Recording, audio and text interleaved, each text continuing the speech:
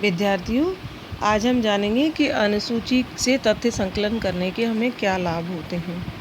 ये तो आप जान चुके कि अनुसूची एक लिखित प्रपत्र है और जिसका निर्माण हम सोच समझकर करते हैं। सबसे प्रथम प्रश्न पर हम उनकी व्यक्तिगत जानकारी लेंगे, नाम, पता, शैक्षिक स्थिति, वैवाहिक स्थिति, व्यवसाय, जाति आदि। और फिर अगले प्रश्न से हम प्रश्नों का क्रम रखेंगे और प्रश्नों के क्रम में हम उसमें खुले प्रश्न भी रखेंगे, बंद प्रश्न भी रखेंगे, जिससे कि वो अपनी सूचनाओं को ढंग से दे पाएँ। किन्हीं ऐसे प्रश्न का निर्माण भी करेंगे जो वो आवश्यक रूप से वो सूचनाएं स्वयं देने के लिए स्वतंत्र भी हों, विश्वास मत राय आदि देने के लिए स्वतंत्र भी हों, और कुछ ऐसे भी रखेंगे जिसमें केवल हाँ और ना का जवाब ही उनको देना पड़े। अनुसूची को सबसे प्रमुख जो बात है अनुसूची के लिए कि आपने जाना कि इसमें 3 प्रविधियां समावेश हैं, अवलोकन, साक्षात्कार और अनुसूची। तो तीनों का गुण लिए हुए अनुसूची है।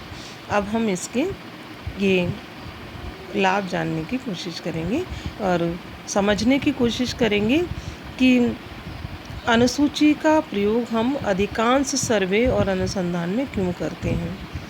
सबसे प्रथम बात तो ये है कि क्योंकि शोधकर्ता इसमें व्यक्तिगत संपर्क कर रहा है, और व्यक्तिगत संपर्क का लाभ क्या होता है आमने सामने कि यदि किसी प्रश्न में कोई अटकाव है या वो नहीं समझ पा रहा है सूचनादाता, तो उसे अनुसंधानकर्ता उसके व्यक्तिगत हाव भाव को देखकर वो उसे समझा कर अपने प्रश्न को स्पष्ट कर सकता है और वो तथ्यों की सही जानकारी देने के लिए हमारे सामने प्रस्तुत हो जाता है, और वो जो भी उसके मन में भ्रम या मति भ्रम है उनको वो दूर कर लेता है।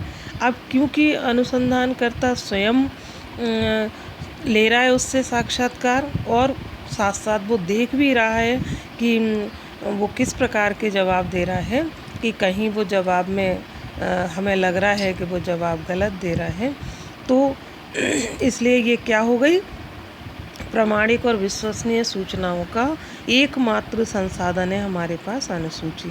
तो अनुसूची से जो हम तथ्यों का संकलन कर रहे हैं, क्योंकि स्वयं कर रहे हैं, साक्षात्कार ले रहे हैं, उसके हाव भाव देख रहे हैं, इसलिए हम इसे कहेंगे कि वैध और विश्वसनीय सूचनाओं का संकलन है।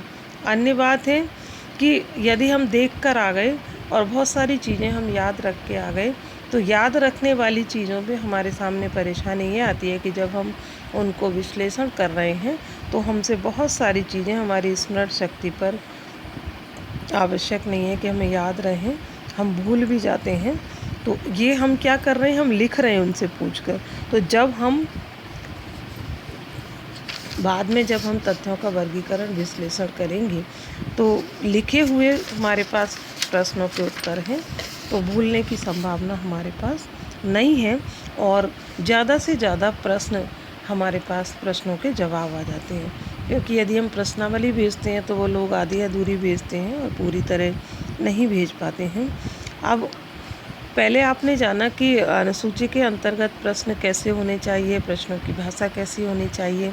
तो जो हम प्रश्न पूछ रहे हैं, यानी चाहे युवा वर्ग में हिंसा की वृत्ति है, बाल अपराध की बढ़ती हुई दर है, या वर्तमान की जो समस्याएं हैं, बुजुर्गों की समस्याएं हैं, युवाओं की समस्याएं हैं, तो हमारे पास इनसे संबंधित क्या हो गया कि जो प्रश्नावली है वो आधी अधूरी या कम प्रश्नों के जवाब आए, और यहाँ हम सामने हैं तो उनकी शंकाओं का समाधान करते जा रहे हैं साथ के साथ। तो इसलिए हमें ज़्यादा से ज़्यादा प्रश्नों के उत्तर मिल रहे हैं। तो कैसे होने चाहिए प्रश्नों की भाषा, सरल, सुगम और बोधगम्य। मतलब ऐसे प्रश्न हो, छोटे छोटे हों और कैसे हो, उनकी भाषा कैसी हो, सरल हो, सुगम हो और बोधगम्य हो, जो उनके समझ में आती जाए। तो जब हम प्रश्नों का निर्माण करेंगे तो इन सब चीज़ों का विशेष रूप से ध्यान रखेंगे।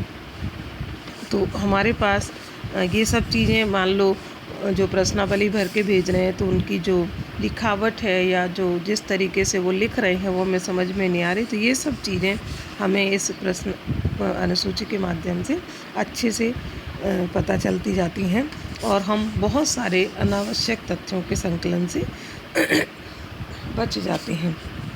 और एक जो बात आपको कहा मैंने पहले भी कि हम जब इन जितनी भी प्रविधियाँ हैं इनके प्रश्नों का उत्तर लिखेंगे तो सबसे पहले हम उसमें ये देंगे कि प्राथमिक और प्रत्यक्ष स्रोत है।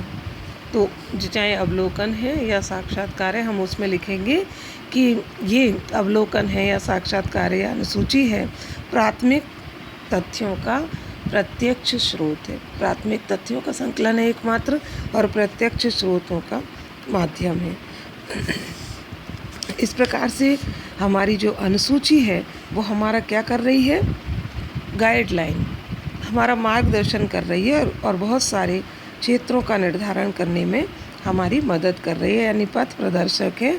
हमें स्मरण शक्ति को बनाए रखने का एक उपकरण है और तथ्यों को लेखबद्ध करने वाली एक सरल प्रविधि है। इसलिए हम इस अनुसूची का प्रयोग सर्वाधिक मात्रा में करते हैं। आप जानते हैं कि आवश्यक नहीं कि हर चीज़ में गुण ही हों, उनके कुछ दोष या सीमाएं भी होती हैं।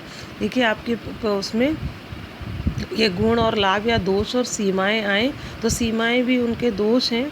तो बहुत सारी चीज़ें, कमियां हर चीज़ में होती हैं कि अब क्या है कि ज़रूरी नहीं है कि हम सबसे संपर्क कर पाएँ, सारे सूचनादाताओं से बहुत दूर दूर हैं व्यक्ति, छोटे क्षेत्र में ही हम इनसे जवाब सवाल कर सकते हैं जहाँ तक हमारी पहुँच संभव है। तो इसलिए यदि हमें विशाल क्षेत्र, बड़े अध्ययन क्षेत्र का अध्ययन करना है तो हमें प्रश्नावली का सहारा लेना पड़ेगा, और कम छोटा हमारा सीमित क्षेत्र है तो सीमित क्षेत्र में ही हम कर सकते हैं। बहुत सारे प्रश्न ऐसे होते हैं जो कितनी भी सावधानी बरतें फिर भी वहाँ के जो लोगों का स्तर है, यानी हम अनुसूची में शैक्षिक और अशिक्षित दोनों लोगों से बातचीत कर रहे हैं तो उनका स्तर ऐसा नहीं है कि वो समान हो और वो बहुत सारी चीज़ों को समझ पाएँ। तो इसलिए तो क्या आती है, एक तो संपर्क की समस्या आती है क्योंकि बड़ा क्षेत्र है और हम सबसे व्यक्तिगत रूप से संपर्क हमारे लिए, तो ये जो सीमित क्षेत्र में ही इसका उपयोग हो सकता है। और दूसरी बात, इसमें समय और धन भी बहुत लग जाता है बार बार अलग अलग जगह पर जाने की वजह से, तो कमियां भी हैं। कई बार अनुसंधानकर्ता सूचनादाताओं को जो अपने जान पहचान के लोग हैं या कुछ हैं उनके अपना प्रभाव भी पड़ जाता है उससे। तो इसलिए अनुसूची चाहे भले ही कितनी भी उसकी कमियां हों, लेकिन हमारे तरीके से जब हम बताएंगे तो सरकारी गैर सरकारी अध्ययनों में, सर्वे में इसका सर्वाधिक रूप से प्रयोग होता है। और आपने देखा होगा कई बार, हो सकता है आप लोगों के पास भी कोई आया हो एक प्रपत्र देने के, इसको हमें भर के देना, हम ये काम कर रहे हैं। कभी कोई ऐसी तत्कालीन समस्या हमारे आसपास उत्पन्न हो जाती है तो इसका प्रयोग करने के लिए बहुत सारे संगठन, संस्थाएं, सरकारी गैर सरकारी सर्वे करके तत्कालीन रिजल्ट निकालने का प्रयत्न करती हैं। तो इस तरीके से अनुसूची हमारे लिए एक ऐसी प्रविधि है जिसमें साक्षात्कार, अवलोकन तीनों का गुण है और सर्वाधिक रूप से हमारे लिए उपयुक्त है।